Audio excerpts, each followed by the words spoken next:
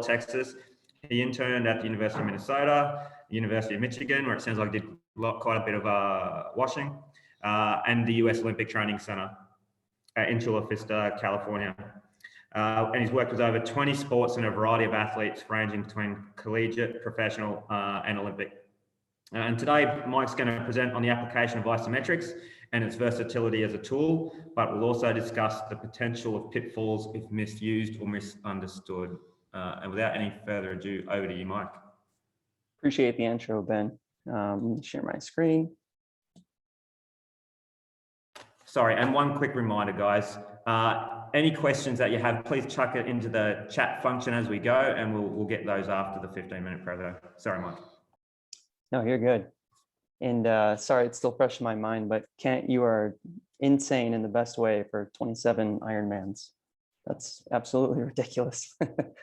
But anyway, so I chose the topic of applying isometrics, like Ben said, because isometrics seem to be a pretty popular training subject that I've at least seen poorly explained at times, or also easily misunderstood and misused. So that's kind of what spiked my interest in it. And as you can see from the list there, I've also had the privilege to either work under, alongside, or learn from these professionals that have either spoken about isometrics or written about them, and how they can be effectively used and hopefully not misused. So these couple slides here aren't necessarily to read the definitions, because we all kind of intuitively know what isometrics are, but it's more to demonstrate that these renowned authors and coaches all define them differently. And so for the sake of continuity and simplicity, I'm going to define isometrics just as a muscle action where the joint angle remains the same. So characteristics in sport. I think all of us kind of know that isometrics are seen in every sport, but the context in which the muscle action is taking place is highly variable, which you can see across the screen. So for example, the way that a block leg of a javelin thrower contracts isometrically is going to be a lot different than how an ankle from a sprinter coming out of the blocks contracts. Whereas the jab thrower's kind of sprinting, starting to build up some energy to the foul line, sticks that leg into the ground, tries to keep it as stiff as possible so that energy can be reused all the way up the body and then into the implement. That's going to be a little bit different than looking at the sprinter in our bottom left, who is trying to propel her body weight forward, producing as much force as possible, but that ankle is isometrically contracting, at least for a brief moment. And then again, we kind of know, as you see the joint angles, that they can vary in sport. You see distance runners quite often have large joint angles versus rowers. You can even see complex isometrics where entire fascial chains or fascial lines can contract isometrically, like at top end sprinting, versus you could say smaller isometric contractions that you see again in the foot at the blocks of the swimmer. So today I'll highlight these 4 modalities, and by no means are these the only modes out there, nor will we have too much time to kind of get into the weeds of each of them, but certainly we'll discuss them. And my aim is to equip all of you guys with a helicopter view of each of these modalities so that if you do want to further pursue them, or you think that they could be applicable to you, you'll at least kind of have a baseline as to what they are and how you could use them. So first, long duration isometrics, which are also known as extreme isometrics or sustained isometrics. They are yielding a position until metabolic or muscular fatigue. So what that looks like is minimal loading. As you can see on the left, it's body weight. You could also use light external loads like a weight vest or lighter dumbbells. But you're holding these for long durations, which I've defined as greater than or equal to 2 minutes. That's quite a long time to hold a split squat. And obviously you can choose different exercises. Could be a push-up, could be a very light dumbbell row. But the goal here is to target chronically tense tissue or fascial lines. So my example for this one is if you look at a rower who takes thousands and thousands of strokes per week with their hips in a pretty deep flexion, and they never really get even close to full extension. And then you compound that with the setting that we're in the NCAA, where they sit in class all day long. So what happens after not too long of time is you get, again, these chronically tightened fascial lines, which can lead to injury and also inefficient movements in your sport. So again, the idea here is if you look to the far right, is structurally speaking, you can mitigate these tissue imbalances by lengthening this contracted tissue, depending on the exercise that you use. And I'll give you an example of that on the next slide. They also increase local muscle endurance, research shows, and expedite recovery. The pathway to that is somewhat like blood flow restriction or occlusion, which Joe will touch on here in a couple presentations. But basically, the longer the duration that you're holding in an isometric and the tougher that it gets, is these muscles keep contracting, and blood flow can't keep circulating or keep up with the oxygen that the muscle needs. And thus you get metabolic buildup within the muscle. And that's kind of where you get these things below that kind of stimulate the adaptation. So again, where does this fit in our training plan? Anytime you're targeting cardiovascular adaptations and metabolic adaptations, that usually aligns with restorative training blocks or even GPP training blocks. This is taken right out of our rowing GPP block, where we're working mainly on movement proficiency, but also a little bit capacity. So at the end of our workouts, that's where we throw in front foot elevated split squat, which is the example you see, foot elevated glute bridge. And again, you can even use these for 7 or 8 exercises through an entire training day if you want. So moving on to submaximal.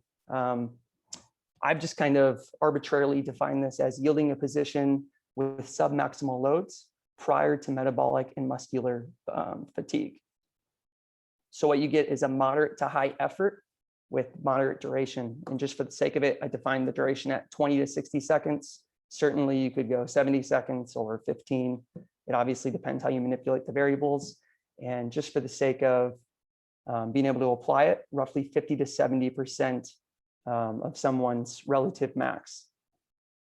And how you're going to pick these exercises is typically you want to pick them based off the positions that you see dictated by your sport, as well as what you may be doing in subsequent training blocks. And I'll explain why. So if we take a distance runner, it's a cyclical sport, so we know the types of movements that they do.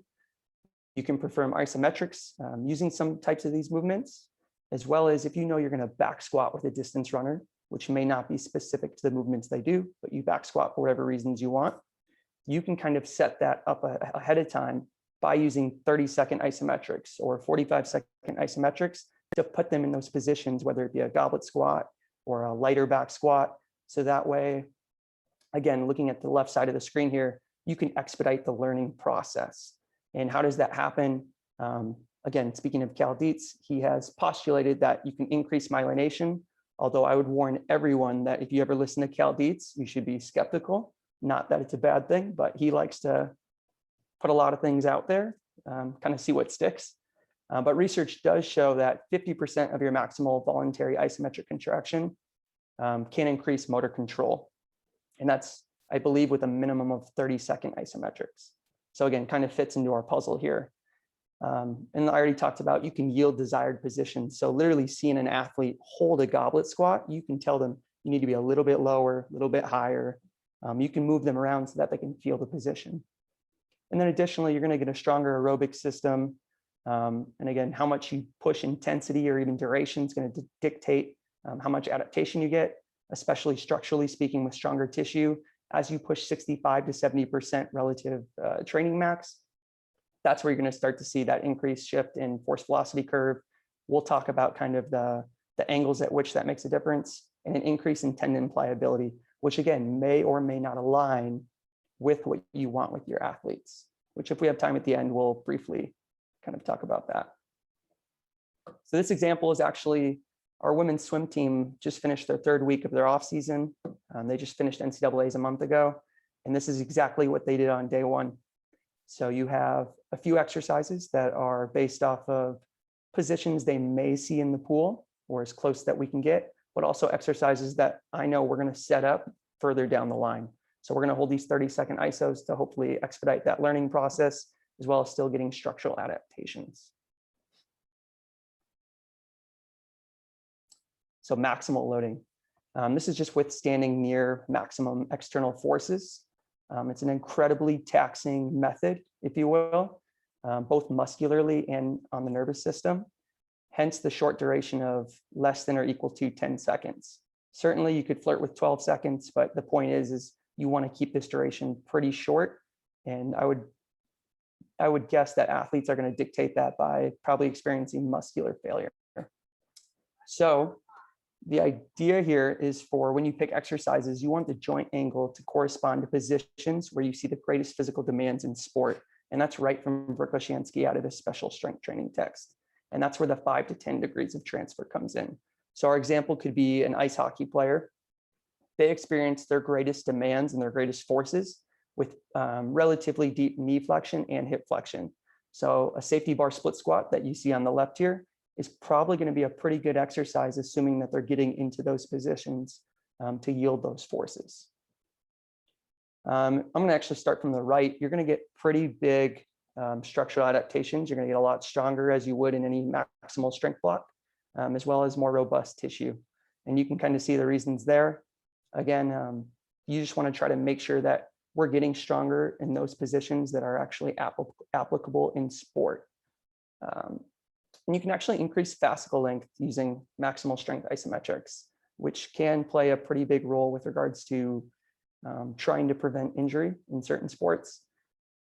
You'll get higher force output, big increase in RFD with recruitment and right coding.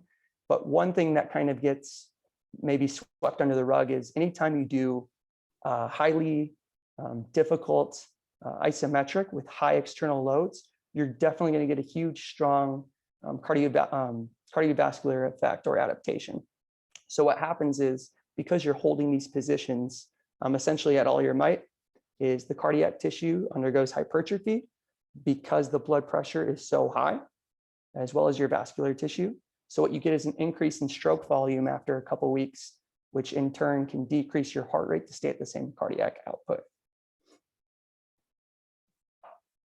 And again, where does that fit in? I alluded to that if you do utilize a max strength block, or if you have a spot in your off season where that fits into your plan, that's where you can start to do some things between 75 and 90% of your relative max. And obviously, as you increase that intensity, maybe the ISO duration needs to come down to 7 to 5 seconds. And if you decrease it, maybe it goes up. Of course, that's depending on your sport as well as the exercise. You could use that through an entire training day. You could use that just for your primary exercise throughout a week. Obviously, the more you use it, probably the more adaptation you're going to pull out of that athlete. And then so lastly, overcoming isometrics have seemingly become, again, pretty popular as of late. Although I don't know all the science on it, but I'll share with you as much as I do. I've defined that as expressing as much force as possible into an immovable object. And this has been done for decades, right? That could be pushing against a movable wall or pulling an immovable pole. Or the case on the left, you can see I'm doing a pin pull where I'm pushing through the floor as hard as I possibly can, pulling that bar into the pins that obviously won't move. So this is also incredibly taxing on our nervous system, which we'll show you here on the next slide, which means we need a really short duration. And 6 to 7 seconds is kind of the upper end of that. Literature shows us that we can only hold about 95% or more of our maximal voluntary contraction for about 6 seconds, and then it starts to just drop off completely. And like I said, if you're holding it for 6 seconds, there's a good chance that they're going to be pretty shot after a couple of sets. So you do need to use it wisely. Joint angle, just like kind of the rest of them, it needs to correspond to the biomechanical demands of sport. My example being, if we look at a triple jumper who on their second or third step, they're trying to absorb and then produce force 4 to 5 times their body weight. Well, we need to be sure that in those positions where they're trying to produce those forces, our ankle, knee, hip, et cetera, whatever it is for the sport, needs to match those positions. So maybe it's a rear foot elevated higher split squat than the one you see on the left, but whatever it is that can match the demands that they see in sport. And again, we're just trying to get larger and faster force output. That's all it is. Research has shown that it can increase intermuscular interactions or intermuscular coordination, as well as you're going to get the basic benefits that you would assume of rate coding. You're going to increase your neural drive and recruitment. So what does that look like and where does it apply to us? You could potentially use that in a maximal strength block as a supplementary exercise, but more often than not, it could work well if you're in a strength speed or speed strength training block, a peaking training block, speed training block, something along those lines where you're pretty close to competition, which is a little bit different than the prior 3 methods I spoke about. So if you look at that, again, this is pulled out from what I've done with hockey players in the far distant past, but you could do a split squat pin pull. Again, it's only 3 seconds. That's not that much with plenty of rest. And then one thing that I'm going to pull this quote up. I believe this is from Verkhoshansky, but he talks about when your goal of isometrics becomes to produce force rapidly, like it is in this context. He says we have to be careful because we have to understand that isometrics serve as a piece or a complementary supplement to what we're doing. And we're still not training all the contractile properties of the muscle and the musculotendin system. So it's not a bad idea to always pair those things with something similar, but that's more dynamic and ballistic in nature, which is kind of what it looks like here, is you see it paired with a cycle split jump, which is essentially, again, similar joint angles, a similar movement, but it's actually dynamic in nature, as well as accelerating for 15 yards. Now I have this stop sign here, or you can even think of it as a yield sign, and that's we just talked about 4 different modalities that you could use using isometrics, and we talked about benefits. But what we didn't highlight, or what I didn't highlight rather, is that you have to understand that with anything we do with athletes, whether it be exercises or training blocks, regardless of what it is that you're going to get some benefits from it, but you're also taking away from something, right? Something's dropping down, something has to sacrifice itself so that we can do these things. So I'll just talk about one modality unless there's more questions on it. But if we're doing a long duration isometric or an extreme isometric, again, the primary goal is, for me anyway, is to change tissue length or mitigate tissue imbalances. And so you might not want to do that with an athlete close to competition where their tissue's probably modeled itself in a way where it's ready to compete, most likely from practices. And another reason is if you have an explosive athlete, say a shot put thrower or a sprinter, they need a certain amount of tension in their body, whereas a long duration ISO is kind of accomplishing the opposite of that, is that we're creating more pliability, which isn't always great for sport, depending on the demands of what we're trying to achieve. But with that, are there any questions?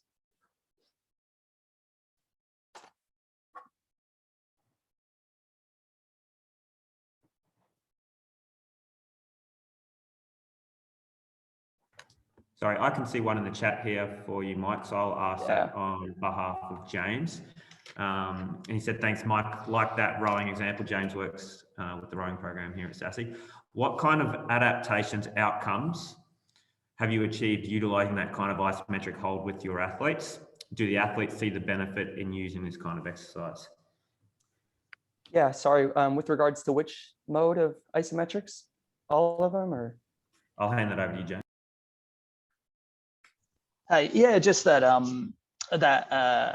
2-minute hold with the front foot elevated. Sure. Yeah, so with extreme isometrics, so one thing you'll hear from athletes, or if you do it yourself, is you can kind of tell which athletes maybe need it more than others, and the ones that do, all of a sudden, quite literally after, when they stand up, they say, I feel taller, right? And it's unprompted for the most part. And again, part of that is blood flow, part of that is just how they feel. But that's kind of the theory that Christian Thibodeau and Yuri Verkhoshansky have talked about. I don't have specific research on the tissue length change, but Thomas Myers, the author of Anatomy Trains, and Jim Snyder, who's a doctorate at the University of Wisconsin, they both talk about how it can change the fascicle length. And so 2 minutes is kind of their magic number of getting tissue change. And with regards to athletes buying in, I've learned that regardless of what modality you're using, as weird as it can be, because I've seen a lot of weird ones, as long as you're educating them as to why and speaking their language, so not speaking in physiological terms, but telling them how it relates to rowing in this case, I've always found really good buy-in, and if anything, they get excited about it. So as long as you're communicating that, it seems to go well. Yeah, it's awesome. Cheers. Cool. While I'm waiting to see if any other questions come up in the chat for you, Mike, one from me, mate. Yeah. And thanks for the presentation, fantastic. Do you have a set periodization that you use for your various modes of isometrics? Obviously, you've talked about multiple training types there. Do you have specific ones that you like to use in preparation for different isometrics? Do you graduate or change that from a pre-season to in-season type of model? Yeah. So first, maybe to answer that or unpack that question, it depends on the sport. So I give you an example of rowing and swimming. I don't use overcoming isometrics with either of those sports, nor have I used what I call maximal loading isometrics with them. And that's just because one, I either don't see a need, or the case of that I didn't get a chance to talk about is with maximal loading isometrics with rowers. It's a population that already deals with back injuries. And so let's say we picked a back squat, which I don't think I would, but if you were to load that up for 85% and hold it at the bottom where you're getting shear force on that back, probably not a great idea.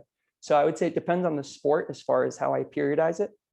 With regards to progression, again, it's the very beginning of my training block with rowing that I put those long durations in. It's week 1, day 1, and as well as the sub-maximal that I dubbed isometrics. I use that week 1, week 2, week 3 for women's swim as well.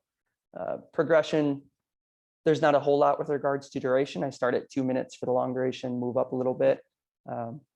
But yeah, hopefully that answered your question a little bit. That's great. Still waiting for other people to put questions in, but that's fine. I'm happy to have it all about me. So yeah, another sure. question from me, mate. We talked about isometrics, or you talked about isometrics specifically, especially at kind of end of range and within that kind of 5 to 10 degree method. Do you do, or have you seen kind of any literature in your experience, the benefits of doing any isometrics at more kind of end of range where it is in a very, I guess, force advantageous, biomechanically advantageous position to be applying force? Yeah, that's actually very interesting. So the little bit that I have read or came across, it's that like my example that comes to my head is like a sprinter. So if you do them in those, we can call them shorter ranges, you can increase fascicle length still, even though sometimes that may not seem like that makes sense. And then with sprinters, when you increase fascicle length, that of course can help, hopefully, ideally, decrease that risk of, let's say, getting a pull when you increase that fascicle length. And then with regards to the shorter range, again, if that's something where it matches using an overcoming isometric, it matches what they're doing in their sport, then that's where you're going to see the carryover, the transfer, ideally. But in terms of the long duration, say we wanted to open up the anterior side of a thrower because they're pretty contracted. Maybe if you did a dumbbell row where you were holding that for 2 minutes or longer, you're still passively expanding that anterior tissue. So that could perhaps work, or it's been theorized to work, but.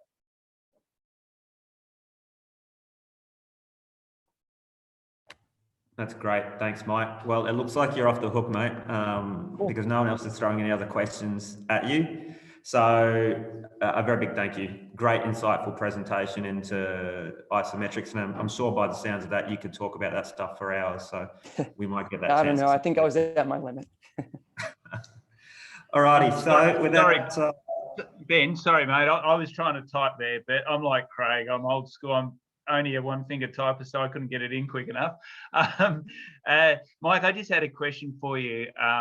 I work with a table tennis player, so I actually do a bit of isometric work with him because obviously he's got to hold that isometric and be strong in that, you know, that squat position. I was wondering, your experience, have you done any stuff where, you know, and I probably work similar to what you were suggesting, you know, no longer than 6 seconds, probably a 3 to 4 second hold in that through the squat, and then I'm getting him to come out with some speed out of that, because obviously with the stroke, trying to get that power into the stroke. Have you had any experience with similar, you know, in other sports and that, and, you know, any feedback on that Yeah, sure. Well, I like the idea that you're getting at. Honestly, my only experience with direct application is with hockey players in overcoming isometrics.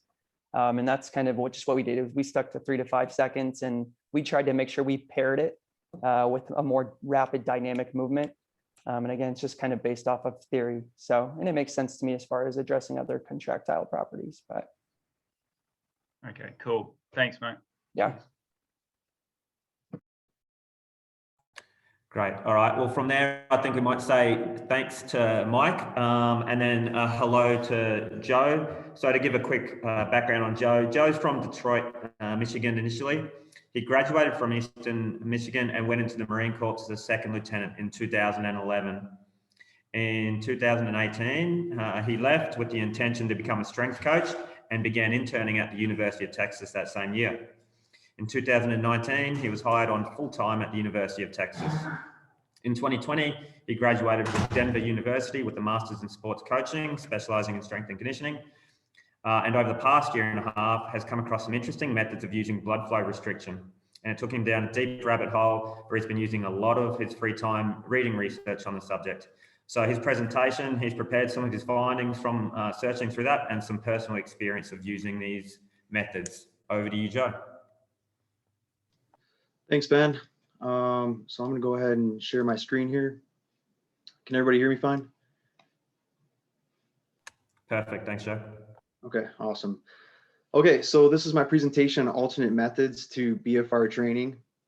So just a little bit of an intro. The standard BFR training entails two common methods. So from what I've grown up learning, just from my short time in the field, is they're used for one, hypertrophy, or two, rehabilitation for someone, say, with a ACL injury. They try to get that systemic response through low load. But new practices I stumbled upon made me very curious. So just a quick backstory, scrolling through, the great Instagram, came across a video of an athlete doing power cleans with BFR cuffs on. And in my head, I'm thinking, well, that's pretty strange. So my immediate thought was, okay, I can't just trust an Instagram video. That'd be silly. I need to trust the research and kind of go into a deeper meaning of what this is, because it's very curious to me. And so at the same time, I was wrapping up my master's program and I needed to do a capstone project. So essentially what I started doing was writing a book on all things BFR related, with really the intention of finding out what the heck this guy was doing. So this is something that's still in the works for me. The rabbit hole grows deeper and deeper every day, but it's something I've been very interested in. And so this photo kind of portrays what I was looking at. This isn't the power clean, but you can tell this is probably not this guy's 20 or 30% one rep max that he's got on his back, and he's got BFR bands wrapped around the proximal portion of his thighs. And so that's kind of, this is one of many videos that I've seen that has taken me down this path. So just to set a baseline for what I'm talking about, traditional methods and why we use it. So in my opinion, BFR is it's a sustainable practice that allows for an athlete to reduce atrophy on an injured limb through minimal stress in that region while instigating a systemic hormonal response. So as you can see here, I don't know if this athlete has had an injury, but this would work just fine. He could wrap the cuff around his good leg, go ahead and do however many extensions he wants to do. Typically the volume would be 30, 15, 15, 15. So you go high volume, very low load. And what happens is he could take the cuff off, get a hormonal response, and it'd be systemic. The growth hormone, the IGF response would go to the injured leg as well to enhance healing. So just to kind of set a baseline of what we're talking about, this is what I'm used to. But moving into what I'm talking about today, I'm going to go over three methods that I've found that actually have a pretty good deal of research. There is more, but the research isn't substantial enough to really firmly talk about. So first I want to cover cell swell, which is primarily used for recovery, probably during an in-season time of the year, where the athlete would use it after, like, say, a match or game, or maybe even after a big lift in season. Next is Issemic Preconditioning. This is more of a preparatory method that could also be used in season. That would typically be used, say, like a pitcher is the starter that night. We know he's going to throw. He can do a little bit of Issemic Preconditioning, putting some cuffs on his legs before the game that night. And lastly, high intensity BFR, kind of, an example is the picture to the right here, where this athlete's doing tuck jumps on a Vertimax with BFR cuffs wrapped around his legs. So high intensity BFR from the research I've found is more of a building tool, and it would be primarily used in the off season. So first, covering the cell swell. This is a method that I learned from a buddy of mine, Lucas Miller, out at Stanford. We talked to them over the summer, is when everything was shut down from COVID. And at the time he was working with baseball and men's soccer. And so what he used cell swell as a recovery method for his soccer athletes, in which his protocol was 5 minutes with cuffs on the legs, 3 minutes off, and then he go 5 total rounds of that. And he's done it. He said on the bus, you know, he throw it on the athletes on the bus right after a match, or they can do it the next morning back in the weight room where they'll just kind of sit down and chill and throw the cuffs on. So what exactly does this do? So here's yours truly over here after a run, trying to build up those skinny legs, and throwing the cuffs on in my office here. It allows cortisol levels to remain low, increases cellular hydration, and you get an anabolic response from it. So the current theory that Brad Schoenfeld suggests is that the increase in cellular hydration causes pressure against the cytoskeleton of the cell membrane. This swell is perceived as a threat to the cell's integrity. In response, the cell needs to upregulate and have some kind of anabolic response in order to reinforce that cell. Furthermore, we know that a monocyte that is dehydrated does not undergo protein synthesis, which is important for recovery. And acute cell swelling has been shown to increase that protein synthesis, which I found this with, you know, Owens and Hossinger, the two combined under the same quote. And lastly, we know that the mammalian target of rapamycin is a signaling pathway responsible for protein synthesis. So swelling stimulates these anabolic pathways that allows for mTOR to fulfill that signaling pathway responsible for the protein synthesis. So moving on into ischemic preconditioning, this is kind of in the opposite direction. So what we just talked about was mainly recovery. Now we're going to talk about preparing an athlete for competition or say like a big lift or something like that.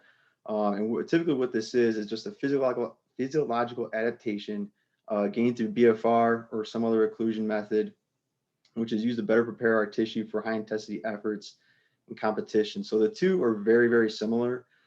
This one, the protocol would be 5 minutes with cuffs on the legs, 5 minutes off, and you perform 3 total rounds. So there's no exercises involved with this. Once again, you could just hang out, similar to cell swell. And this is something I also got from my buddy Lucas out at Stanford that he likes to do with his baseball athletes. So what does it do? What research has found is that this can help achieve and improve time to exhaustion, which is good, prevent Ischemia Reperfusion injuries. So where it all started through clinical work is that when someone would say go through some kind of cardiac surgery or something like that, the tissue would have a hard time recovering because of lack of oxygen in the blood.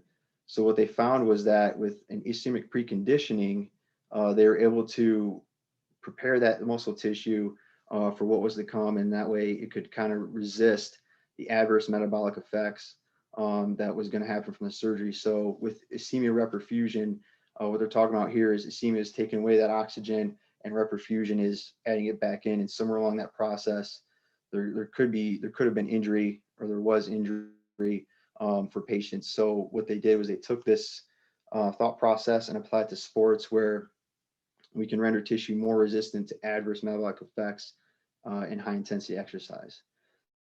So Jean Saint Michel found that in his research article where he tested this on highly trained swimmers, they examined the possibility that remote Issemic Preconditioning before extreme exercise could render tissues more resistant. And what they found that it worked. It worked very well for maximal performance, but it didn't have much of an effect on sub-maximal performance. And so what they're really finding is that with ATP, it was great. With more of an oxidative, so long-term exercise, it really had no effect at all. So pushing forward, according to Incognito, Burr, and Miller, Ischemic Preconditioning has been shown to improve metabolic efficiency by attenuating ATP depletion, glycogen depletion, and lactate production. The results very similar, significant exercise performance benefits, one being increased power input and reduced ratings of perceived exertion. So pressing on into high intensity BFR. So this is the one I really dove into on my own. It definitely goes against the grain of everything that I kind of think of BFR, you know, when I go to train with it. Mostly low intensity, less than 3% of 1 rep max. And then here we're going to crank it up a notch into 70% of a 1 rep max. And what I found through a lot of my research and searching, there are two really good examples of high intensity BFR being tested and suggested that found to have good results. The first being with a rugby team. So improved strength and condition, or improved strength and power in trained athletes with 3 weeks of occlusion training done by Cook, Kilduff, and Bevan found that with a rugby team, they took 20 athletes and split them into 2 groups. 10 of the athletes did not perform with the BFR cuffs at all, 10 did. What they did was they performed the leg squat, bench press, weighted pull up at 70% of their 1 rep max. They did 5 sets of 5 with 90 seconds rest in between. Their findings were that there were significant improvements in the bench press, squat, maximal sprint time, and counter movement jump power in additional tests. And the occlusion intervention also significantly improved performance in the repeated sprint test. So one of the reasons that they think that this is working a lot better than, to say, you know, your average low intensity BFR is the testosterone that they tested in saliva. So what they found in this study that was pretty significant is the testosterone levels in the athletes went up. And what they're thinking is that the high load is what helped achieve that testosterone gain, whereas the BFR was able to achieve that growth hormone IGF-1 gain. Whereas in most research done with BFR, and where they typically kind of fall short, is they really only focus on the growth hormone and the IGF-1 portion of the hormonal response, but no one really ever brings in testosterone. And this is something I kind of had to look up on my own. And I actually scratched my head about for a while last summer is why are we not talking about testosterone as much, you know, when it comes to hypertrophy and things like that? And really, I think the answer is right here with the high intensity BFR. And then lastly, for space flight measures in astronauts, they found that high intensity exercise at BFR would be able to create a potent stimulus. And essentially what they're trying to get at in this article was when astronauts go into space, they go through a lot of atrophy being in a zero gravity environment. And so their goal was to see if BFR can help them battle that atrophy in returning from spaceflight. And then also my own trials with high intensity BFR. So it wasn't a very organized research venture. All my results are very qualitative in nature, but the BFR cuffs I used were just the typical BFR cuffs. I went at 70% of my 1 rep max and split squat. So there's yours truly again in the garage. But I was doing most of my work at Texas before COVID hit. What I found is that my gains went up, similar to the first study. I had pretty good increase in gains, but my fatigue went up as well, and I found that to be pretty noticeable compared to traditional training methods. And at the time that was an issue, taking the cuffs on and off between exercises. So the way I perform this is, I would say do 5 sets of 2 reps each leg. In between each set, I would sit down, take the cuffs off, and rest for about 90 seconds, put the cuffs back on, inflate them back up, and then go and do another set. And so just the constant transition from a practicality standpoint was pretty unfavorable in my opinion. So to wrap things up, there are quite a few alternate methods for BFR training. Believe it or not, some people have their athletes running with them as a way to, you know, try and see if they can get some kind of response. I do know there's an article on Simply Faster about someone out in the UK who uses these for post-activation potentiation. But these methods kind of lack the amount of evidence that that's available for the methods I presented today, or the amount of evidence that I would feel comfortable testing these methods with athletes. So the search continues, and I continue to dive deep into this field here and keep pushing forward. Here are my references that I used today on a lot of my research. And with that, if there's any questions.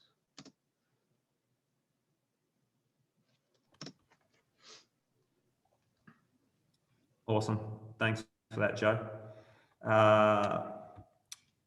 Are there any questions from the audience? I might get you to just stop sharing your screen as well, mate, so we can everyone up there. Any questions from the audience for Joe on BFR?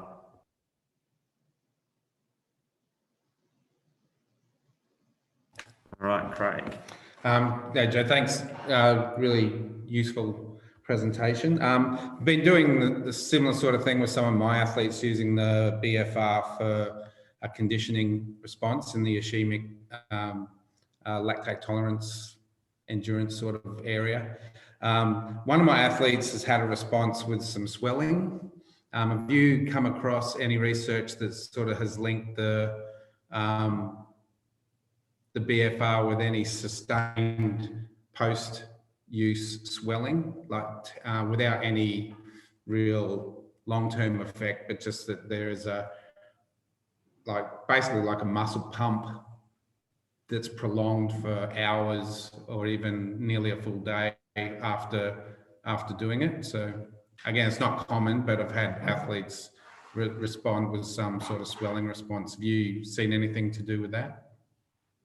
So your question is there like a prolonged response other than just like the pump you receive the day you use that? Like, are you saying like, does that response last longer than the one day, or was that your question? Yeah, sorry. They report that their limb felt like it was pumped solid for like a full day after doing the BFR in the session the day before. So I haven't found anything describing that in any of my research, and at least in my experience, I mean, I do feel like that pump immediately after I use it, but it goes away fairly quickly. Yeah, it doesn't necessarily feel like kind of like how you're mentioning, just like that hard brick feeling where, you know, like they're saying like it kind of like weighs them down. No, they're just reporting that they feel like their leg is swollen, and it seems the way they described it like a fluid retention. So I was just wondering if you had seen anything in the research that you've looked at with the cell swell stuff or anything like that, where there was like a fluid retention or affecting lymphatic drainage or anything like that. I haven't seen that, and I haven't experienced that personally either. Yeah. And then I saw one question. Yeah, the question from Clint for you, Joe, and I, the similar thoughts as well. What pressures do you like to use on the cuffs in different scenarios, and why? So for the cell swell and the Ischemic Preconditioning, probably like a higher pressure. So I'm trying to remember, it's like 180 to 200 would probably be right for about a cell swell, because you really want to kind of pressurize that joint at the proximal, when you have it at the proximal end of your limb. Also primarily because you're not exercising or doing anything, you're just sitting there. So you want to have a high pressure, and then you know, lower pressure for like typical resistance training. I know I would keep it at a lower pressure, probably about like 130 to 150 for when I was doing high intensity. Simply too from a comfort level, because like when you have like a certain amount of weight in your back, and then it's, you know, you got those cuffs on there, the tightness is really uncomfortable, and it's just not, I didn't feel like it was doing anything at all for me. And I felt like I got very, very tight through the exercise. And you want to avoid too, like what you don't want is the cuff to turn into a tourniquet at the end of the day.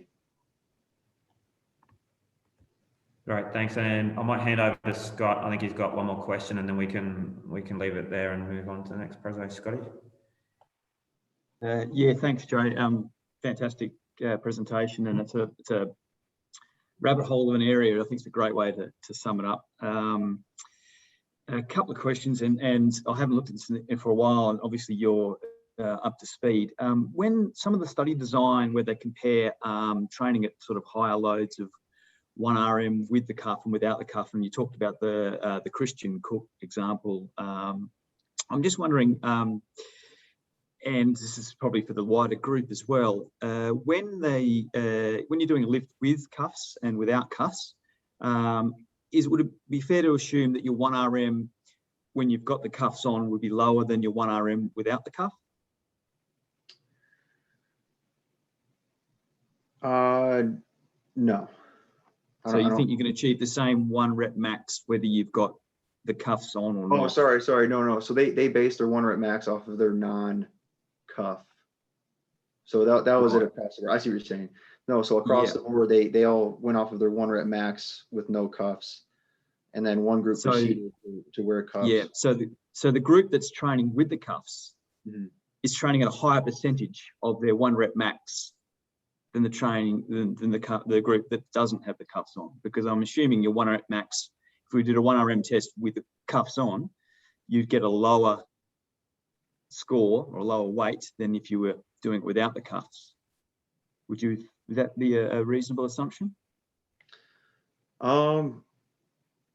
It could be, yeah. I honestly don't have anything to back that up, or it'd be hard to give you a solid answer. I'll maybe throw that to the wider group. Does anybody compare what potentially a 1RM with a cuff or without a cuff is? Because my random question is, if you are training with, if there is a difference between the two, the group that's cuffed up is training a higher percentage of 1RM, and that in itself may be part of the reason for greater strength outcomes than the group that are training at a lower percent. Yeah, I've not experienced this with a true 1RM, but I've done some BFR at some very high intensities, and at that kind of above 85%, Scotty, I understand what you're saying, but I've not seen a difference in that intensity. So you reckon they can achieve the same max strength score with or without a cuff on? Yeah.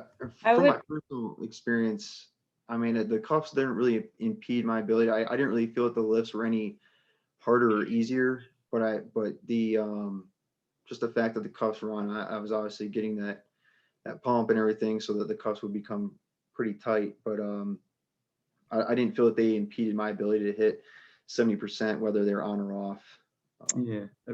Sorry, Anna's got something to say, but it'd be interesting. I have not, and this is my question, I have not seen a study where it's just compared to a simple, like if you're going to do the design that Christian Cook did, first of all, you should set up a study that validates the test that 1RM achieved in both training modalities is the same, so that then your percentage training thereof is equal. Just thinking on terms of physiology, I would make the assumption that the impact would increase as the number of repetitions would increase. That would kind of be my assumption, is if you're looking at really low repetitions where blood flow is not as immediate of an impact, maybe it wouldn't make as big of a difference, but I could see high repetitions, the percentage that you're doing starting to be incredibly impactful. That would be my assumption.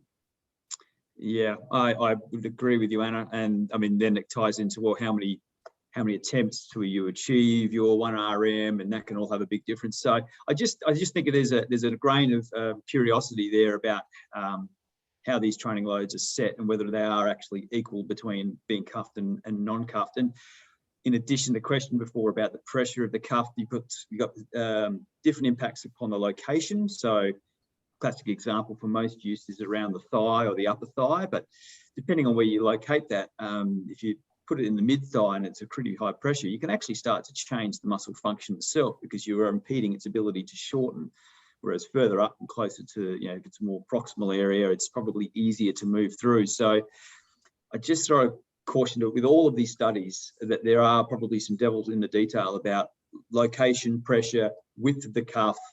And as you say, that comes back to your point, Joe, it's a rabbit hole. It's a rabbit hole, and there is no real, I don't think I've seen 2 or 3 studies that have actually used exactly identical width of cuff, same pressure, same location, same time, same time to, prior in the ischemic preconditioning phase. There are so many factors. It's still an area of great unknown, I think. Would that be fair? Yeah. I haven't seen a study yet, and I would be interested to see it. I have not yet seen a study where the cuff is not at the proximal portion of the limb. So, upper shoulder, upper thigh, as close as you can get to the hip or the chest. I think he's just saying that that's subjective. Oh, yeah, yeah. How you make that objective. Okay, gotcha. Well, I might be the bad guy now and interrupt this awesome train of thought that we're on, and I apologize for that. But in the interest of keeping the day or night for you guys at a reasonable time length, I might pass it on now to our next presenter. Amazing talk, by the way, Joe. Thanks very much. A lot of detail, really well done. And so, yeah, without beating around the bush too much, we'll move on to Luke. Luke has been at SASI since 2013, and he's worked with a variety of sports, and currently with cycling, both sprint and endurance, and with the swimming program, but has previously worked with hockey, netball, rowing, to name a few. And he's worked with athletes from both a developmental to an Olympic level. And Luke's talk is going to take a bit more of a general theme, where he talks about some general lessons learned and mistakes made over 8 years in Olympic sports. So over to you, Luke.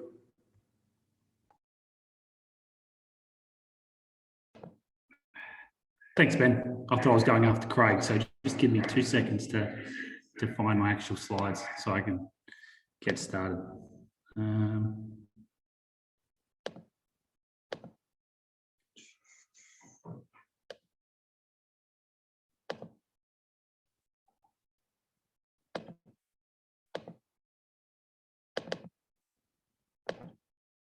I knew I was going to have to try and get someone in the room with me so that they could show me how to share screen. Can you see that? Yeah. You got it? Very good. All right. So thanks for choosing my presentation, and thanks for the intro, Ben. So yeah, the topic of mine is mistakes made and lessons learned. I guess you guys, I gave you a couple of topics, and you've opted to go with the mystery box. I guess this is an opportunity for everyone to feel better about themselves as I go through all the mistakes that I've made. This is certainly not an exhaustive list. It's just some observations that we've made, and some, to be fair, as I was going across them, were quite embarrassing to talk about, but here we are, so I'll get on with it. The first thing I was thinking about, there we go. How was I going to frame this so it makes sense without just sort of random thoughts coming at you guys? Now, about 18 months ago, we sat down as a group of S&C coaches and really delved into the culture and what we need to bring through, and what makes a good S&C coach. And we really dialed it back down to being able to deliver the right thing at the right time and with the right execution. So the way that I'm going to frame my mistakes is I'm picking a couple of things from each topic where I've done the wrong thing, or I've done something at the wrong time, or I haven't been able to ensure the right execution. Essentially, the right thing is sort of framed as overall our knowledge base, and whether we're giving the athlete the right thing, the right assessment, the right exercise intervention, and does the stimulus match what we're supposed to be trying to get out of the block. The right time is the right time for the intervention, the planning around that.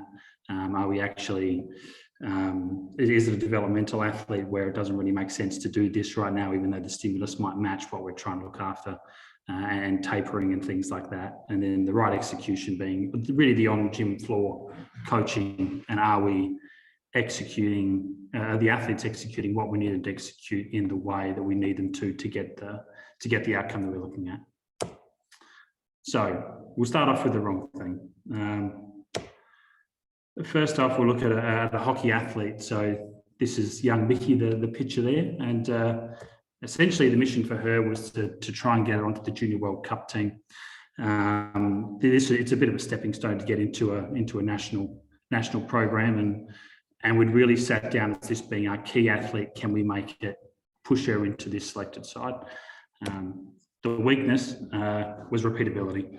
So for us, the wrong thing, she was a bit of a striker, and she really struggled with repeatability on the pitch. She had a beep test, or I don't know if you guys used the beep test, the multi-stage fitness test, but that was quite a struggle for her, and she would see some decent results at different times, but she was certainly below where she needed to be. She was also seen as a lazy or a poor attitude athlete, so that certainly didn't help her positions in terms of trying to get that selection. we'd had a really strong team. So there was the coach who was a selector and assistant coach for the Junior World Cup team working at the Institute with us. There was also a physiologist who's, absolutely one of the best physiologists I've worked with. He now works with the Cycling Australia team. So we were really across, fully committing to getting her and giving her whatever she needs to get her to the next level. The plan was to give weekly catch-ups with the coach, so we'd assess the monitoring, give her top-up running, and make sure that she got exactly what she needed to progress back to a level of about sort of 11-ish on the beep test, which is not tremendous by any level, but it certainly would put her in the frame where it wasn't a weakness and would stop her from getting selected. So the results. The initial testing, in the previous best she'd had, which was in the March of that year, was as an 11:04. We'd done a pretty targeted block over the summer here for us, and she'd produced the best result that she had for us. So we basically tried to replicate that block, pretty straightforward, to push her back to where she needed to be and then get selected, because 11 would have been enough. So the first test that we did with her, she ran a 9:11, and that was quite frustrating. Obviously, she'd lost a little bit of fitness because she hadn't hit exactly where she needed to go. But we decided that if we just try to replicate what we'd done over the summer block, that we should be able to get back to where we were. So target her T5 minutes. We didn't have GPS or anything like that, and then just see how she progresses back in. Come September, she did an 8:11, so she dropped another full level. At this point, we were starting to get quite frustrated, understandably, as the coach. We'd had, if you look here, it was a good 3 months of a targeted block, giving her what we felt she needed. She was really struggling to get into the levels that we needed her to get to in terms of the heart rate. So she wasn't able to push herself through games, and we were beginning to question her dedication and motivation to get to where she needed to get to. At the same time, she was becoming emotionally distraught, and obviously seeing her get losing more and more fitness as she was moving through this block. So to try to correct this, we started doing some specific running around beep test, try to get her more familiar with the test, basically train for the test, because that's what she was going to be judged on. Come January, she did an 8:04, so she dropped another 7 levels, seven stages there. And it's fair to say at this point, the coach, myself, and the physiologist, we were all devastated, absolutely looking at ourselves going, what could we have done? We'd spent a huge amount of time and effort to get her in here. And at this stage, she'd actually lost and not made selection. So we'd failed. We'd really struggled. We hadn't, again, it's the match of the effort of how much was put in and the fact that we had enough intelligence in the room to really get this right was very frustrating. But what had happened is that our senior coach had actually become the head coach there, and one of the girls had pulled out late with an injury. So there were 3 reserves, and she was listed as one of them, and we were going to get them all to beep test just to see where they'd gone. And who basically, if they could run an 11, they'd make it. So in March, we really debated whether we were going to test her at all, because she hadn't shown any hint of having improved. And so the coach basically got me to run out behind the gym, test her one-on-one, and see what she could do, because she wanted to do the test. And she ran an 11:02. So we'd done no intervention over the last 3 months, and she improved her beat by 3 stages and gotten almost back to the PB stage, and certainly put herself in the selection to be selected, and ultimately was selected. So what had happened is she'd gone to see her own doctor and got some bloods taken. And funnily enough, her iron levels were low and the ferritin levels weren't where they needed to be. So we'd looked at this as a physiological thing that we needed to do the whole way through. We'd spent, at this point, almost 6 to 9 months working on this intervention. And while we were trying to work on an exercise intervention, we'd totally missed that what she really needed was a medical intervention. So when I say the wrong thing here, the wrong thing for us was that we'd given her the wrong assessment And the time and effort that was put into this process was completely missed by just not giving her a blood test. And to be fair, not to downplay this, she's now sort of looking at a pre-junior camp for the Olympics where she may make it, hopefully. James is now working with her, but she certainly could have been lost to the sport if we hadn't have actually ticked this off. Next wrong thing, so that was mistake number one.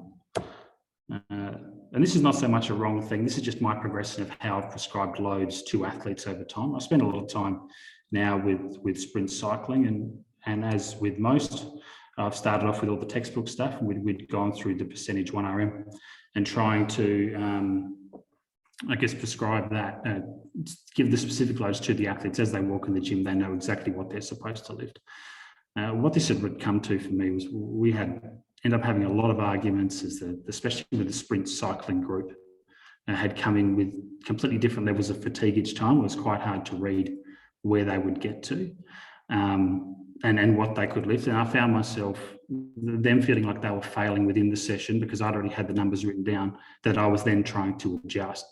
Some would just put their heads down and try and get on with it, while others would be able to kind of push through. But ultimately, it wasn't giving me the outcome that I wanted from the sessions in terms of the actual effect. And to be fair, with sprint cycling, I found this to be quite an issue. With my team-based sports, it seemed to be a little bit more predictable. Phase 2, we went to move to giving RPEs. So pretty simple, giving someone a score out of 10. I want you to do an 8 out of 10, an 8 out of 10, and a 9 out of 10. And then I want you to also rate that for me so I can get a record of both. I'm telling you this is an 8. You're telling me this is a 9. But ultimately, I struggled to get that as well as a lot of the athletes, despite repeatedly trying to explain to them what RPE is and what it meant.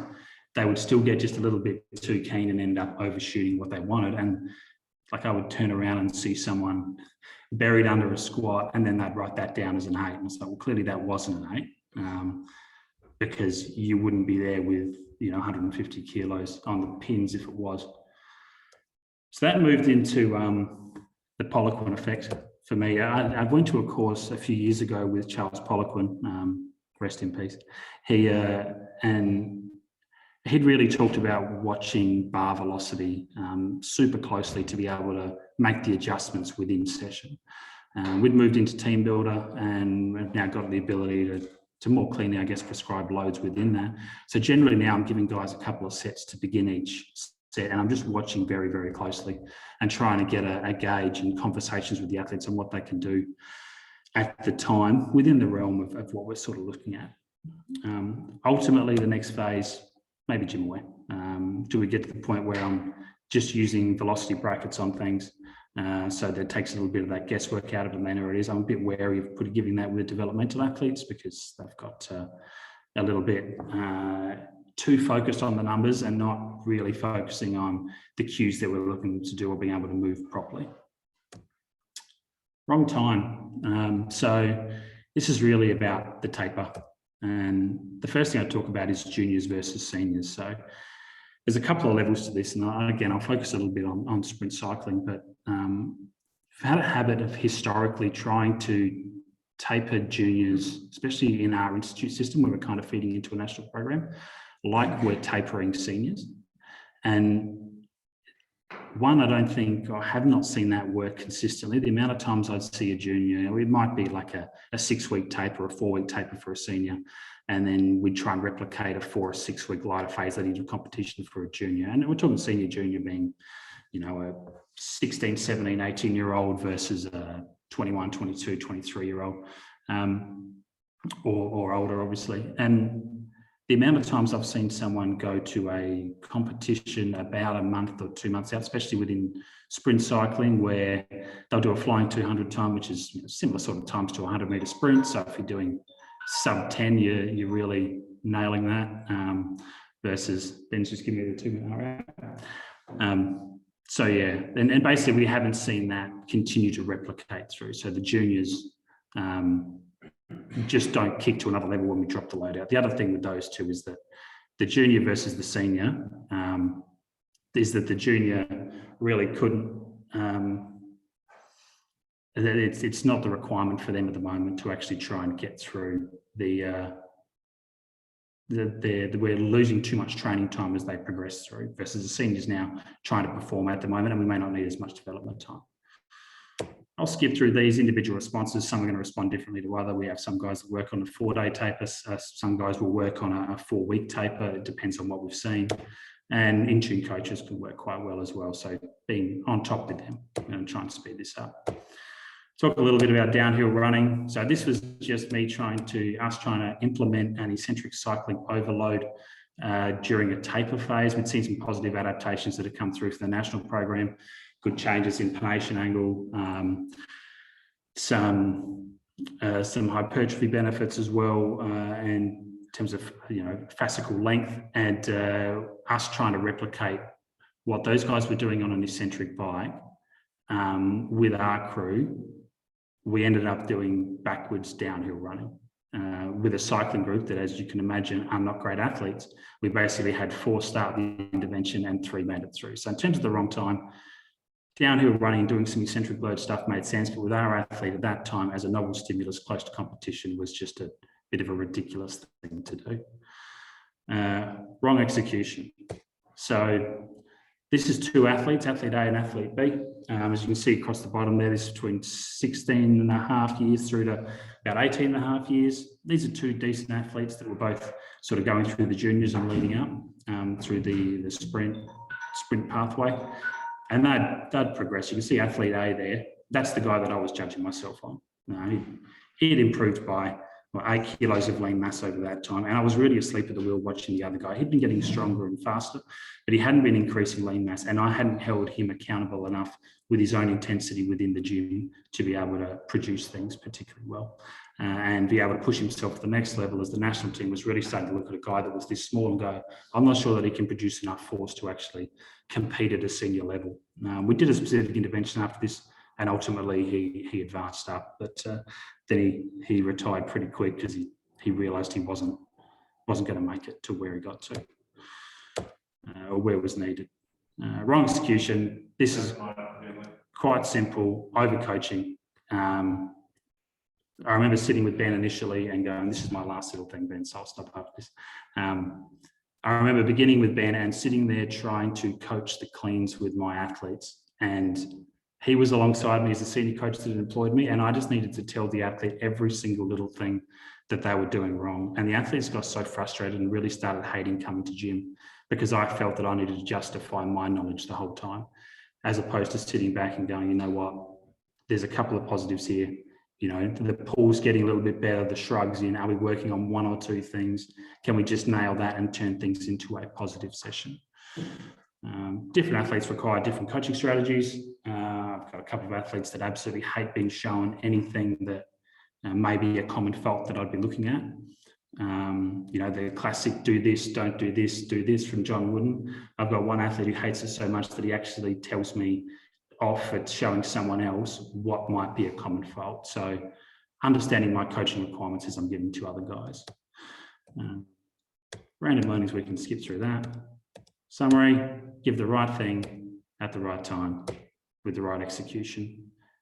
And I'll just finish off with, reviewing not just your own successes in terms of data and how people are progressing and whether the athletes are performing, but your own behaviors and things like the athlete that I talked about before with that hadn't increased the lean mass.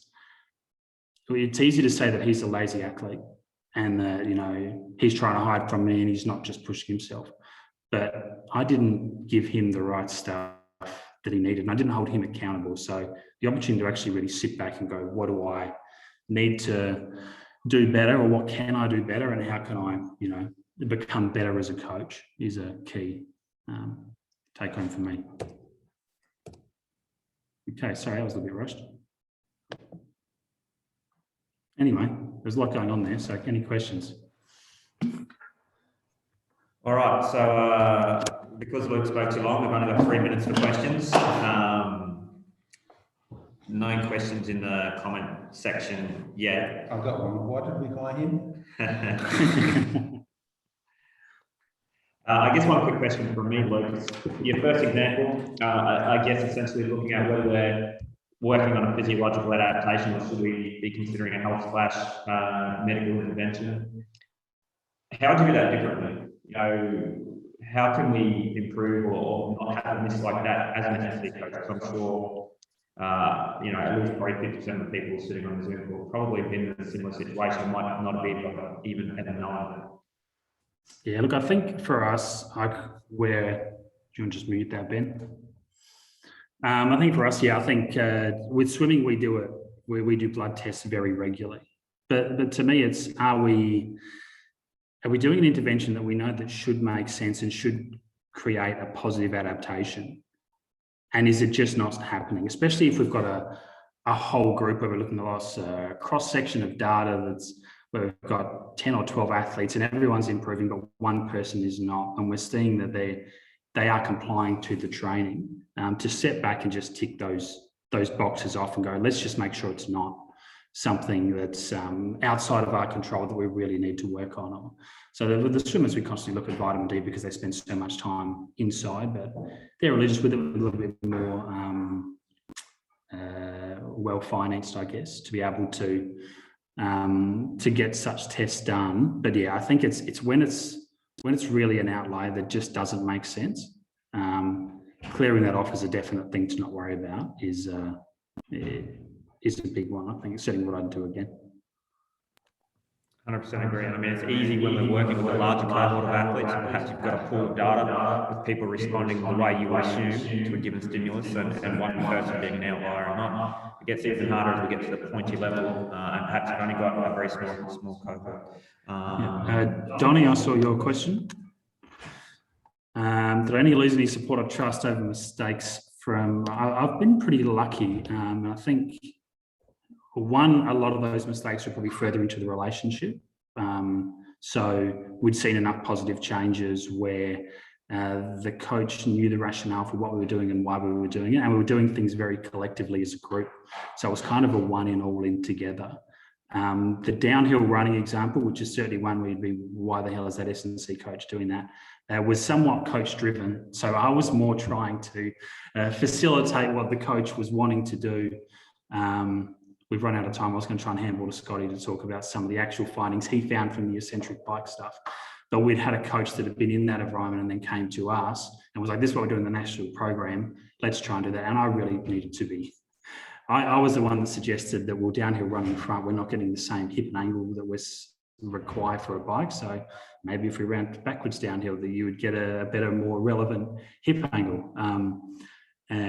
So I was lucky in a lot of those major ones where the coach was fully on board and involved in that. So, yeah. All right. A comment from Scotty there, which is definitely something we should all remember and consider. Okay, thanks, Luke. I think in the interest of time, we might move on to our last presentation now. So to wrap us up and bring us home, we've got Craig here. Craig began working in the S&C field in the late 1980s, heavily involved in the development of professional associations in the Australian sport and fitness industries as a founding sitting board member, course developer and lecturer, and chaired the National Sports Science Quality Assurance Program for S&C for 2 years. He's designed and lectured courses at university, college and community level, both domestically and internationally. Craig's worked as a physiologist, performance analysis, strength scientist, S&C coach. I think bad guy maybe somewhere there as well. Bad cop. Yeah. In Australian football, rugby union, basketball, with 18 different national programs in Australia and New Zealand, and to prepare for 13 Olympic Games across the summer and winter disciplines. So a wealth of experience. Worked in Australian National Institute network since 1998, and has worked with over 50 world champions and over 20 Olympic gold medalists from a variety of sports. But currently, in his current role, working with the National Women's Olympic Canoeing Athletes, the SASI sprint canoe athletes and individual scholarship holders within our institute. And he's going to talk about some of his anecdotal rehab work, essentially trying to keep Olympic hopefuls' dreams alive and in one piece, ready for their qualification. So I'll hand it over to you, Craig. Thank you.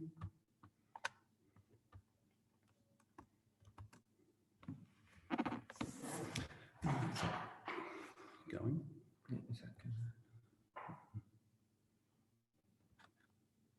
1 second. Let's get this. There you There go. we go. Okay. I think Ben added this little topic name, keeping Olympic hopefuls in one piece, and then I added the or not part because haven't always been successful. Basically, I go through a bit of a checklist in terms of prioritizing the stuff that I do. First thing that I focus on, because I've come from a swimming background and a martial arts background, range of motion flexibility is a fairly big thing for me. So the first thing I look at is, can the athlete have sufficient range of motion to perform the movement that we want them to perform technically well? If so, and that could be in a dynamic way, a static way, or a ballistic way. So some sports, the athlete may not have the static, like be able to passively go through the range, but if they've got a bit of momentum, they can. And in a lot of sports, harnessing that strain energy allows them to be more efficient in things like race walking and marathon, stuff like that. So you'll often find that people are a little bit tighter than they should be, but that actually makes them a lot more efficient. So yes, if the person does have sufficient range of motion, then they just need a maintenance dose of flexibility to maintain that range or mobility work. No, then we look at a targeted intervention, and usually I will insert that sort of stuff into a dynamic warm-up or into a warm down after the main program, or if they really need a lot, then I'll try and slot little mobility exercises or stretches. You know, could be yoga, could be any sort of modality that they're interested in doing and that they will complete in between exercises or in between supersets. So if the range of motion is fine, then we look at, can they actually perform the movement well? And this could be a skill issue, or it could be a stabilization issue.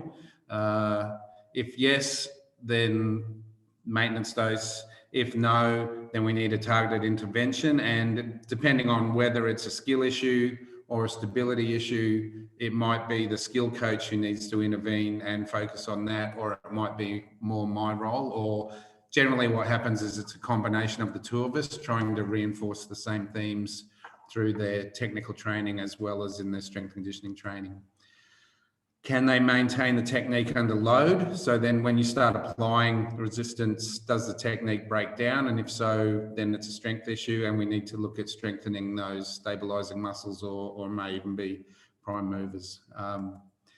So again, if they're fine, then they just get a normal strength dose. We keep trying to improve their strength. And if they can't maintain technique, then we look at a targeted intervention to those weaknesses. Then the next stage would be, can they achieve the required force or power that we need for performance? Again, yes. Then we look at, are more gains going to give us more performance, or do we have everything we need in that department and we can focus our training interventions on something else? So if someone's strong enough, then we may focus more on power, or we may focus more on technical or tactical issues and use our time more, use the athlete's time more effectively. But if they're not able to reach those levels, then again, we keep focusing on those things that are critical to performance. Can they sustain the required performance is the last stage. So we know that they can do it once, or they can do it for a short time.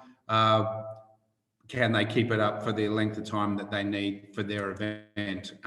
If they can, then we raise the bar and we try and aim for a higher level. If they can't, then we look at which energy systems we need to focus on to try and get the optimal mix of energy supply for the performance. So that's basically the sort of flow chart I go through when I'm looking at rehab or prehab, because every sport, as you guys will all know, they all have their own characteristic injury profile, what sort of injuries show up more regularly, what sort of injuries they can sustain in the performance of their sport. Okay, so a couple of case studies. First one, I work with sprint, canoe and kayak, and I've actually think I've done a reasonably good job with our guys. A lot of the other programs around the country, a lot of the athletes end up having shoulder surgery or problems with their shoulders. Luckily, so far, we haven't had any issues here because I think we do a lot of work on trying to avoid those injuries and maybe look after athletes a little better and not push for performance quite so urgently. So on the left, you see a kayak athlete, for those who aren't familiar. If you look at the body position there, the shoulders are down, scapula are generally retracted and depressed. So they don't want to be elevated. They don't want to be protracted too much. With the shorter 200-meter events, which are becoming obsolete now, they're going to be phased out. You tend to find those guys reach forward a lot more to try and get a more effective catch and better rate of force development on their strokes.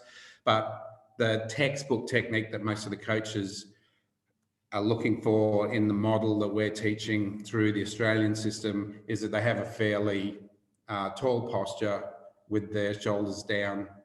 So that's the sort of posture we're looking for when they perform all their exercises. With canoe on the bottom right there, completely different story. As you can see, they're very asymmetric. They're in very extreme positions, especially if one athlete, Josie in the front there, is a lot shorter than Bernie in the back. So Josie's got to get into some more extreme positions to try and match Bernie's stroke length. And that's fairly common in a lot of team boats in rowing as well. You get the similar sort of thing. Okay, so the biggest problem we have in kayak and canoe is shoulder impingement. And again, it's mainly from that elevation and protraction of the shoulder joint. So the sort of things I've implemented regularly and routinely is to have targeted scapular depression and retraction activation in their warm-up so that those retraction and depression muscles are already switched on and they've already practiced that movement of retracting and depressing during their dynamic warm-up. Making sure that when they're performing all their exercises that we cue that stabilization before they begin the pulling action. So if they're doing bench pulls or chin-ups or whatever, that they're stabilizing their scapula before they pull. And then again, limiting loads to those where they can maintain good scapular position as they're performing the lift.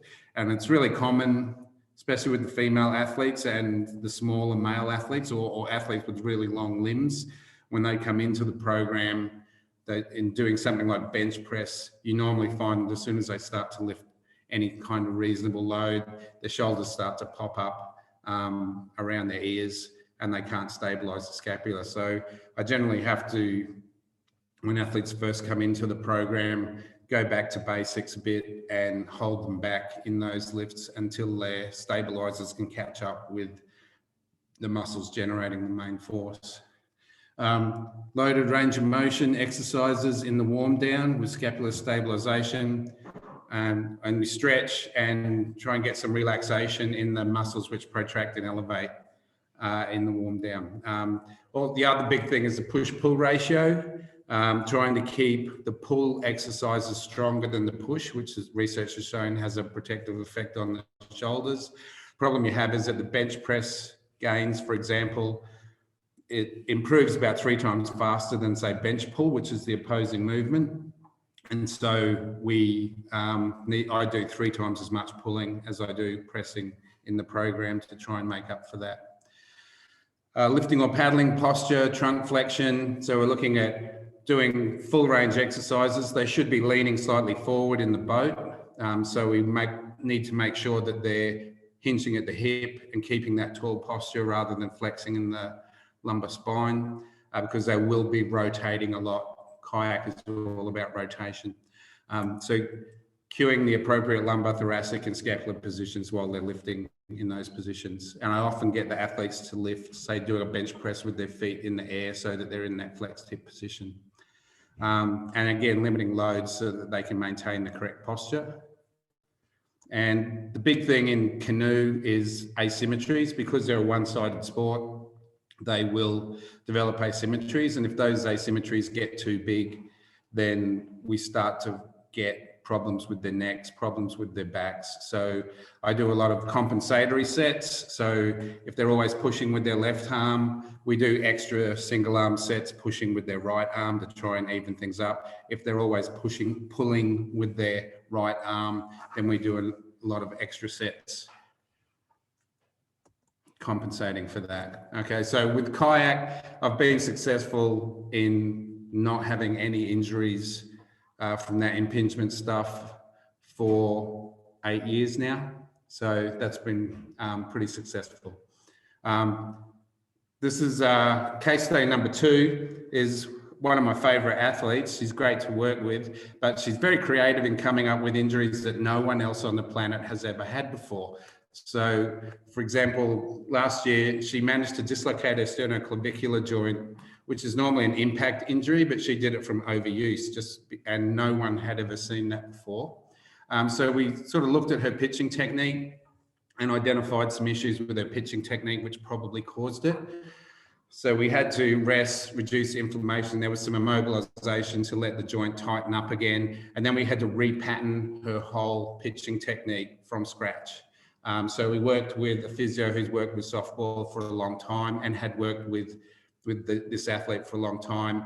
And it basically took us 6 months to teach her to pitch all over again, using the stabilization strategies that we needed to use in order to prevent that sort of injury happening again. And a lot of it was because of her follow through, and a lot of the way she's got a very individual way of translating. Like, she doesn't go up and down like most pitchers. She's got very flat, and then she stops dead and doesn't rotate around her blocking leg. So all the energy which normally gets dissipated through rotation just gets caught up in compression with her. And then we built the pitching volume up, and by the start of last year, she was back to pitching for Australia again. And then just at the end of that tournament, she had a bit of a collision with someone, and her shoulder didn't bounce back from that. And we scanned it and found out she had osteitis, which is common in Olympic weightlifters, but it's basically bone swelling. And so we probably think that that's because the bone was detrained from the previous injury. And even though her muscular performance had improved, her bone density hadn't come back to sufficient levels to handle the amount of pitching she was doing. So again, there were 2 options. We could either shave the bone off or rest and let the inflammation went down, which took a lot longer than expected, about 6 months. And then we started to build up the pitching volume and intensity again. And she was starting with like doing 6 pitching drills, and then that was all she could handle for a week. And so gradually built up from there. Now she's pitching again for her club, but she hasn't got back to pitching at the international level yet. Okay, the final case study I'll go through is a successful rehab of a 50-kilometer race walker. He was a reasonable race walker.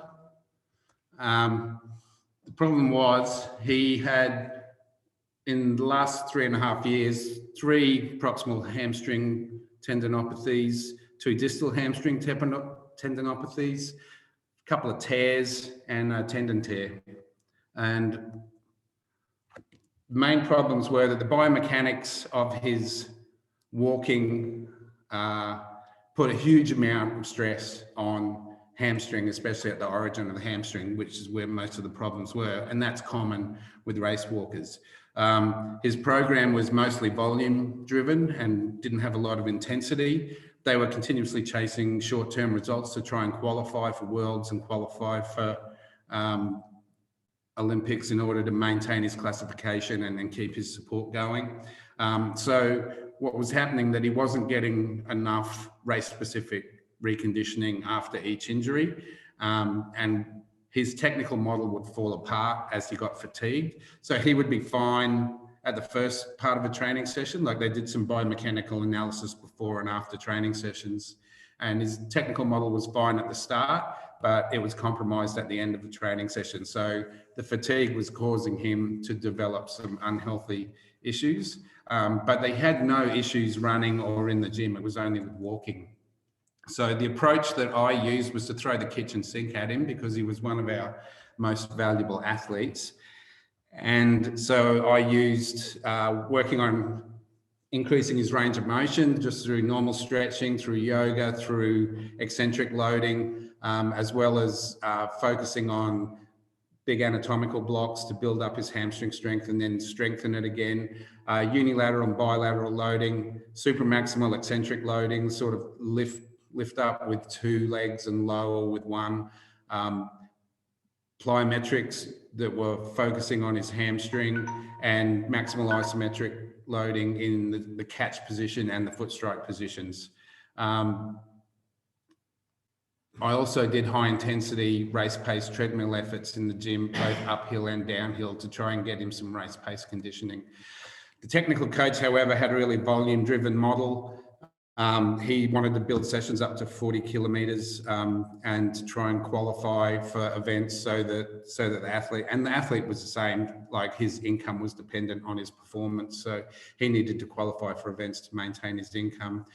But like medical staff and other coaches and myself tried to emphasize to try and get some more race specific speed stuff into the program, and the coach did put some in, but they tended not to progress much once they were in there. So we think, or I think possibly, that if we had done more race specific stuff and maybe done more of a speed based periodization, so get the person going at their race speed and then push the volume out from there, then we might have been more successful. Okay.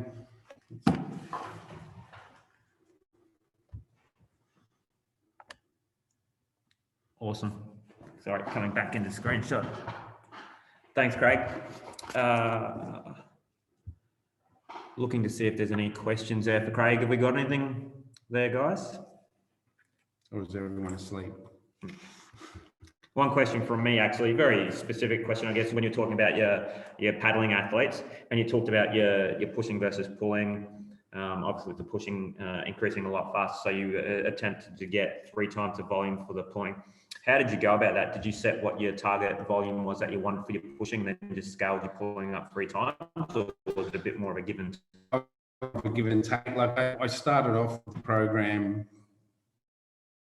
doing pull. And what you tend to find is with these athletes, the women have better pulls than pushes and the men have better pushes than pulls.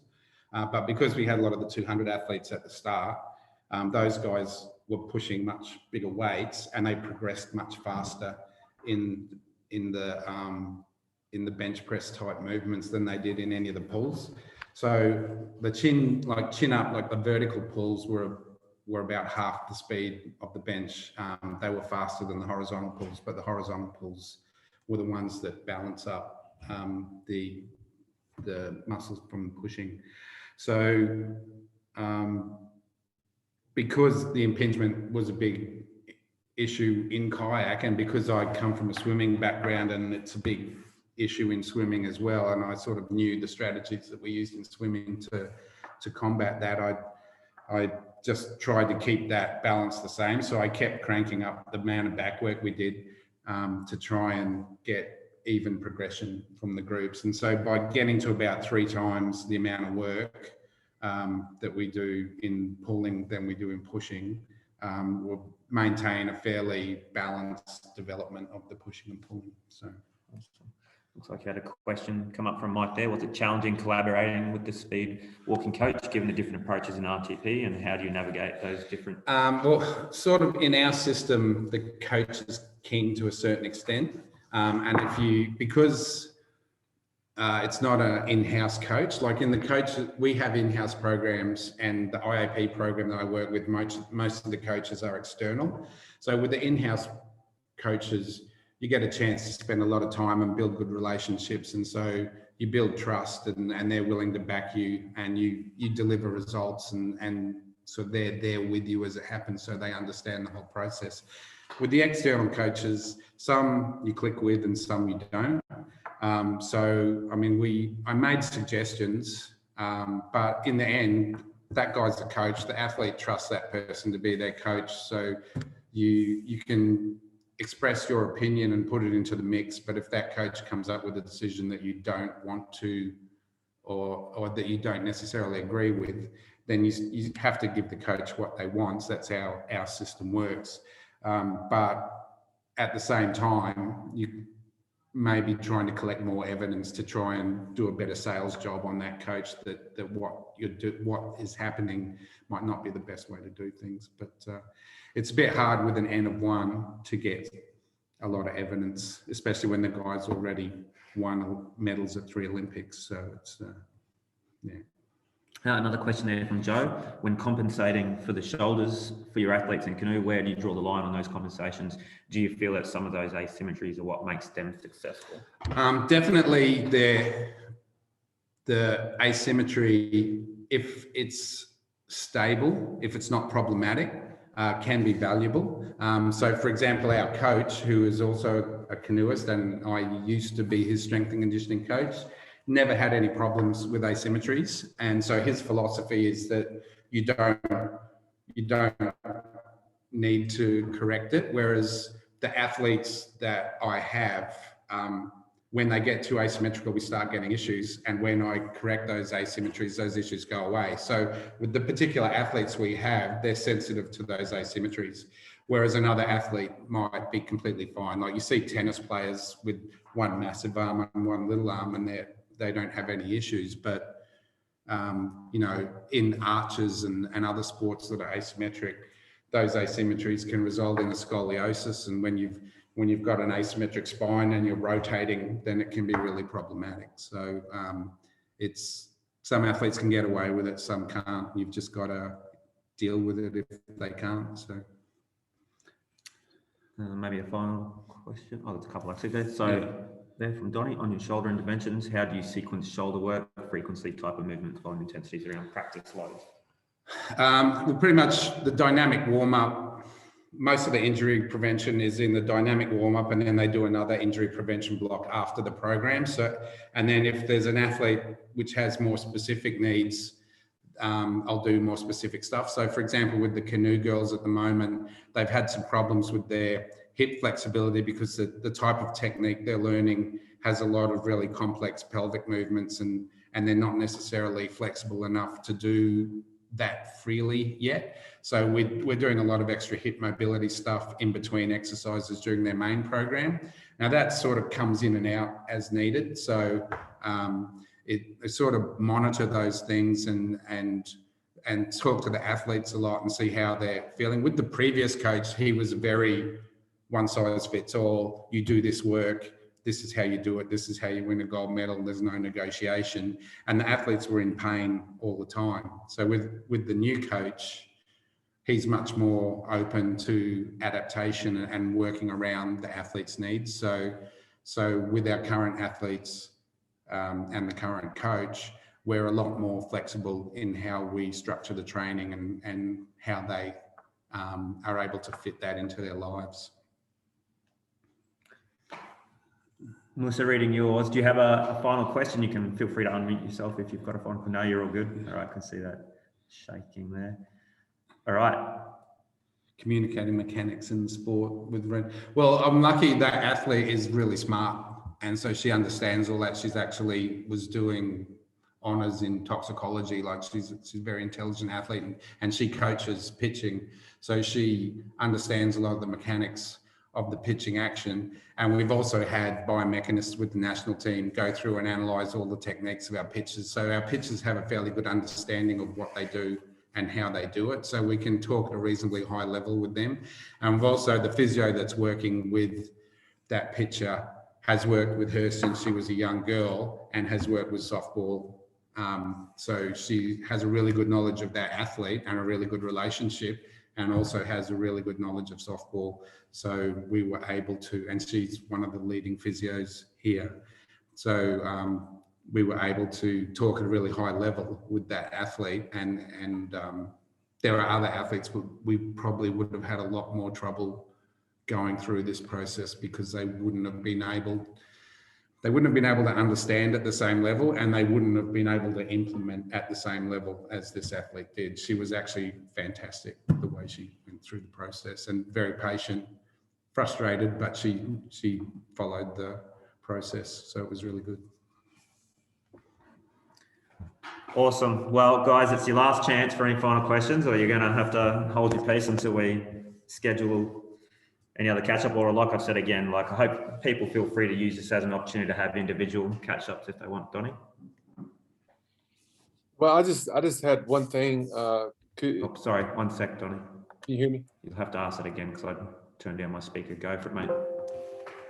Not really a question, just maybe as we close up tonight, I know our staff, you guys we just want to say thank you for everybody juggling their schedules, and thank you to our staff for staying up late. I'm sure some of us might turn into pumpkins here in a little bit if we keep going, but hey, if there's any way you could maybe send out a document where we all have everybody's contact information after this, Ben, that would be awesome. In case you want to just follow up and have any conversation, that'd be great.